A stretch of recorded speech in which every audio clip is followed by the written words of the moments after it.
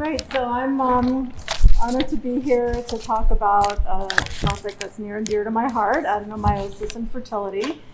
And we heard some really good talks on adenomyosis in the previous session and learned about all the fascinating research that's underway to better understand this enigmatic condition that puzzles us on the clinical realm. So briefly, adenomyosis is similar to endometriosis in that there are endometrial glands in scrotum and the myometrium.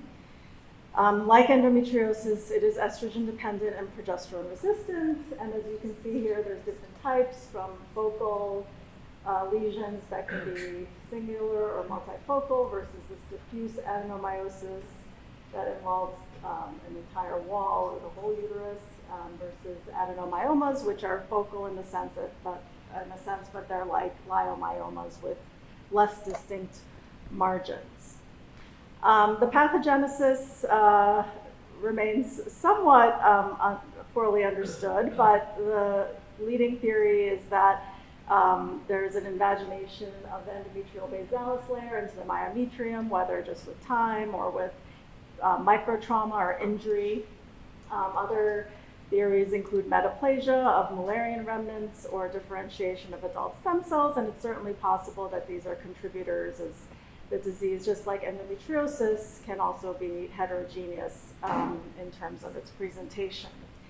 What we do know is that there's alterations in sex steroid receptor expression and sensitivity, proliferation and fibrosis, which you see here asymmetrically in the anterior wall, inflammation and neuroangiogenesis, which can result in many of the symptoms. So the symptoms, of course, are enlarged uterus, abnormal uterine bleeding, dysmenorrhea, dyspareunia, as well as pelvic pain. And then for the purposes of this talk today, subfertility, infertility, as well as pregnancy complications, which are beginning to be better understood.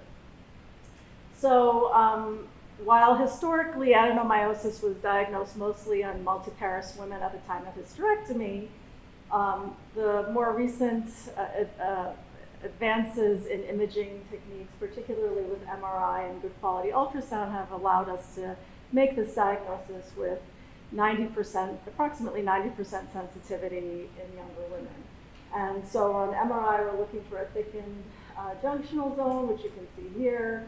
Transvaginal ultrasound, we can see myometrial cysts, asymmetrical thickening, again seen here on this wall of the uterus, as well as an irregular endometrial myometrial interface. Of course, the histopathologic diagnosis is confirmatory, but this is pretty much pathognomonic as well for this condition. Prevalence, again, this is sort of a moving target because we're advancing our ability to diagnose this condition non-invasively. It's more commonly found in women of reproductive age now, not just at the time of hysterectomy. Did something happen? Sorry. And then we also know that it can be associated with other conditions like endometriosis. Did I do something with this? Sorry. As well as with leiomyomas. Interestingly, it's found not infrequently among infertile women, with a prevalence of 24.4% in women that are infertile over the age of 40, and a little less in those that are younger than 40. And among women who have endometriosis and infertility, there are reports of it being present in 70% of that population. Okay, be careful not to touch anything. So treatment options, of course, these are all options that would preclude pregnancy, but we will touch upon some of them as potential adjuvant therapy among women who want to conceive. But as you know, there's various medical options, including combined hormonal contraceptives, progestin-only medications, GnRH agonists, as well as now oral antagonists that are available for use. As well as surgical treatment in the form of adenomyomectomy, adenomyosis debulking, as well as, of course, the definitive treatment with hysterectomy. And there's decent evolving data on the potential benefit of uterine artery embolization in terms of symptom control, but also some initial preliminary data on potential benefit from a fertility perspective. So adenomyosis impairs fertility in a different way relative to endometriosis. So while infertility in endometriosis tends to be associated with distortion of pelvic anatomic structures due to adhesions and pelvic inflammation, there's different mechanisms that are at play, which we heard about a little bit in the previous talks, in the previous session, including hyperperistalsis, increased uterine fibrosis, and inflammation. All of these can then result in abnormal uterine contraction, which can affect tubal transport, sperm-ova interactions, as well as abnormal endometrial function in the form of endometrial receptivity and impairment of the window of implantation, which can then lead to abnormal placentation and the pregnancy complications associated with that. So altered implantation is typically what's seen, including delayed implantation, endothelial inflammation, which is associated with increased oxidative stress and shallow trophoblast invasion. Remember that implantation is a process where the early embryo in blastocyst form enters the endometrial cavity around day 5-6, at which point it hatches from the zona pellucida. And then there's the processes of apposition, adhesion, and invasion for pregnancy to ultimately ensue. So when we have a complicated processes like this, we may end up with either infertility, or if there's delayed implantation, sometimes abnormal implantation in the form of placenta previa, low-lying placenta. You might imagine if there's poor trophoblast invasion or implantation that's limited, you can have recurrent pregnancy loss or recurrent implantation failure, which is a big challenge that we see in the world of assisted reproductive technologies. And then, of course, there are other pregnancy complications that we all know can ensue when there's abnormal placentation, including things like preeclampsia, small for gestation, or age, or IUGR. So let's shift gears and talk a little bit about adenomyosis and ART. Generally speaking, well, first of all, let me just say that the studies are limited, right? Because these are mostly retrospective studies. They're meta-analyses and systematic analyses.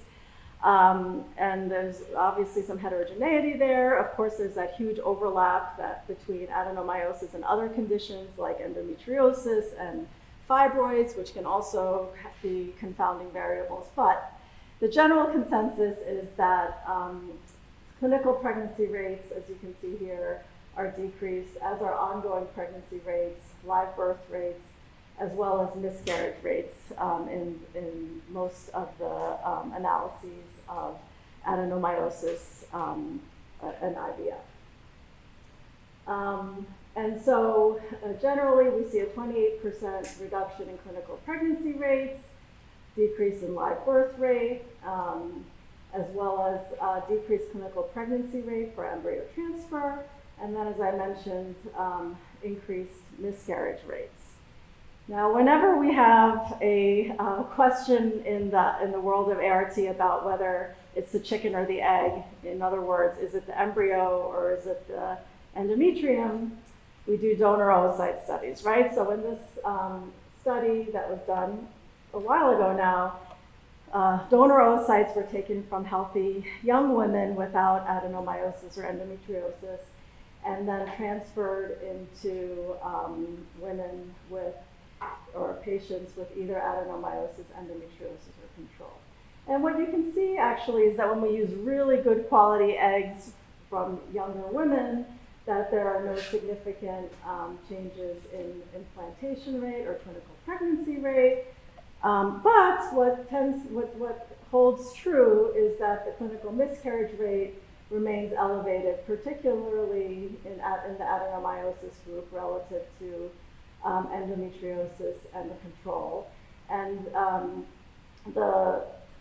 there's a decrease also in the term pregnancy rate in the adenomyosis group compared to the endometriosis versus the control groups receiving these donor oocytes, suggesting that, of course, there is some inherent issue with the uterus among the patients with adenomyosis. So those issues then have been shown to result in several obstetric complications, which is just beginning to be appreciated in the clinical realm in terms of counseling and in terms of preparation, in terms of the treatment of these individuals. So preterm deliveries increase, preterm premature rupture of membranes, uterine rupture, postpartum hemorrhage, small for gestational infants, as well as preeclampsia, fetal malpresentation, which of course in of itself is a risk factor for cesarean section.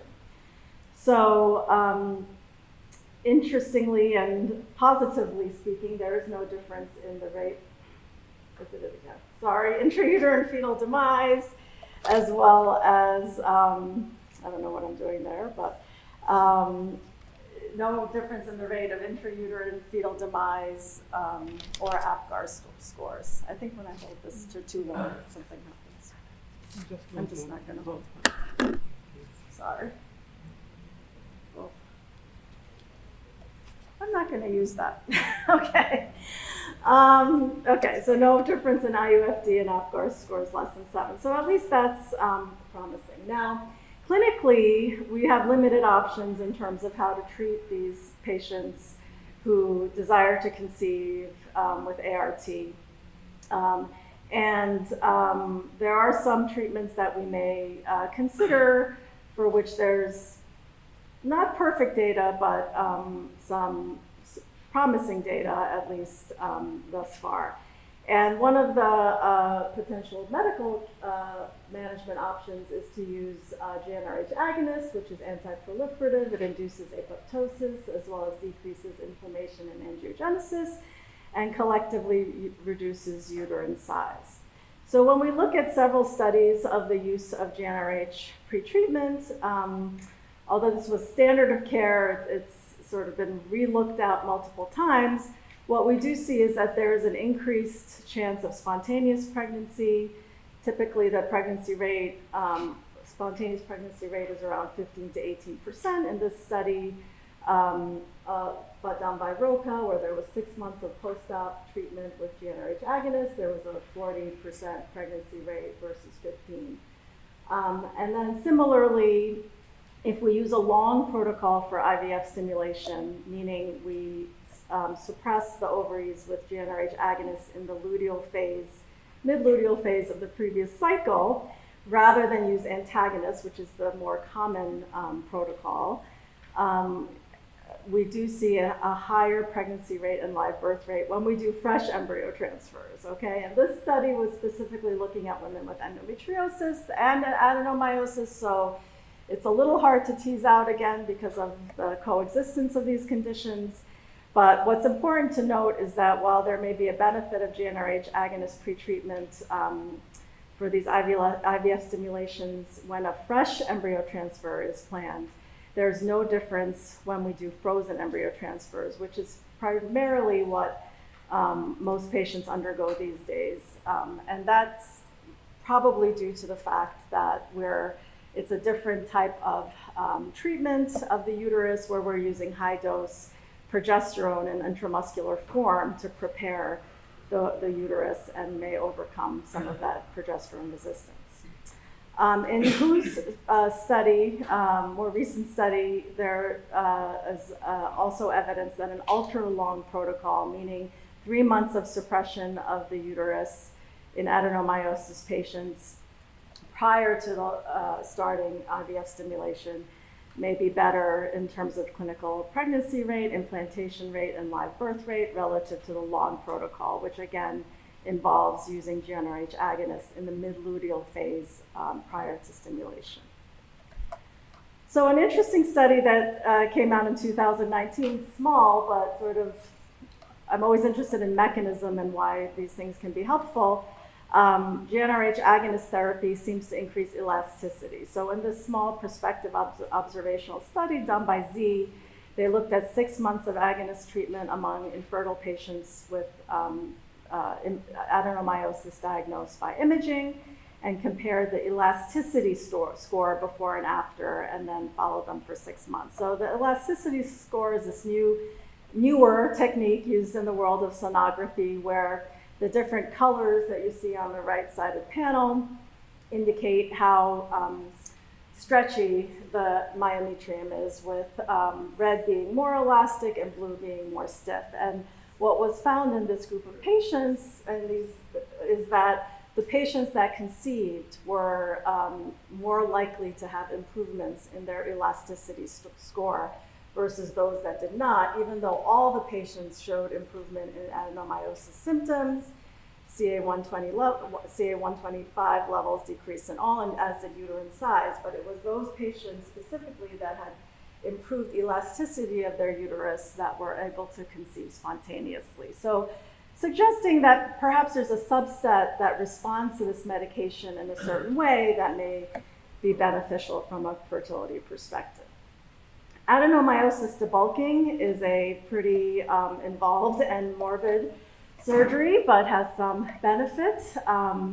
There's laparoscopy for focal disease, laparotomy for diffuse disease. Oftentimes, because of the disruption of the shape and size of the uterus, ART will often be required to conceive post-op. And of course, there's a risk of uterine rupture and recurrence because adenomyosis is a diffuse infiltrative condition. So this is just one of my adenomyomectomies that I wanted to just show you briefly, where there's a young woman in her 20s having refractory pain despite medical management, and we went in and removed the adenomyoma, reconstructed the anterior wall, and of course found some coexisting endometriosis and resected that as well. So if we look at a large meta-analysis of about 1,500 patients looking at surgery alone versus surgery and medical treatment for the treatment of diffuse versus focal adenomyosis, you do see that there is some improvement in pregnancy rate, successful delivery rate, and obviously there's no controls here, it's just looking at adenomyosis patients, but again, knowing that the baseline underlying spontaneous pregnancy rate is around 18%. We see some improvements, particularly in the focal adenomyosis group, where there might be, in fact, a synergistic effect between medical and surgical management. Again, prospective studies are needed to confirm these findings, but these are certainly suggestive of some potential benefit in this subpopulation. And please note that in the diffuse group, there was an almost 7% increase in uterine rupture from surgery, which is pretty high and does require adequate counseling and surgical ability and training to make sure that that uterus is repaired in multiple layers as effectively as possible. So in terms of a prospective study, this is a small study out of Japan, which sort of questions whether medical or surgical treatment is actually of any benefit. And these are specifically patients with just adenomyosis, not endometriosis. And in this study, there's no clear benefit of either medication treatment prior or conservative surgery relative to no pre-treatment, both in terms of spontaneously conceived pregnancies or ART. So more studies are needed. I think we can conclude from what's available out there that there is an increased chance of spontaneous pregnancy with adenomyosis treatment, and people have looked at uterine artery embolization, use of IUDs embedded with medication to suppress the adenomyosis, as well as combined hormonal contraceptives, with some suggestion of benefit in addition to the GnRH agonist treatment. For ART, it's not routinely recommended to suppress patients with GnRH agonists. This is the current guidance from the European Society of Human Reproduction and Embryology. Again, as I mentioned earlier, because we use high-dose exogenous steroids in frozen embryo transfer cycles, it really does optimize endometrial receptivity without any need for medication, pretreatment, or surgery for the most part. But of course, for refractory cases, or if there's coexisting symptoms, one can always consider surgery with a GnRH or GnRH agonist pretreatment or both.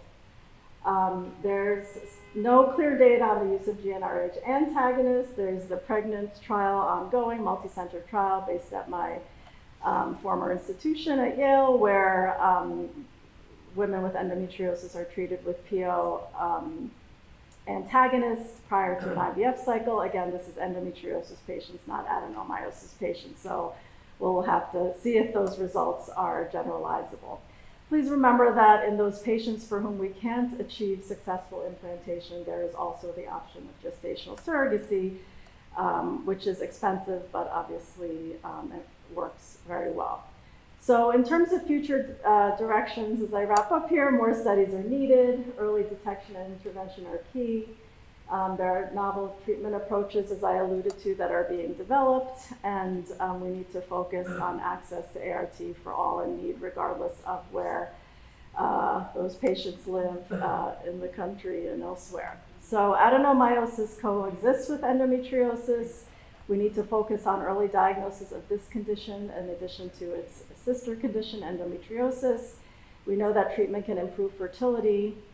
ART is frequently needed, as well as, remember, because of the known obstetric complications, preconceptional counseling is critical, as well as close obstetric monitoring, and one should consider referring severe cases of adenomyosis, particularly those who've had debulking where rupture risk is quite high, to a tertiary care OB center.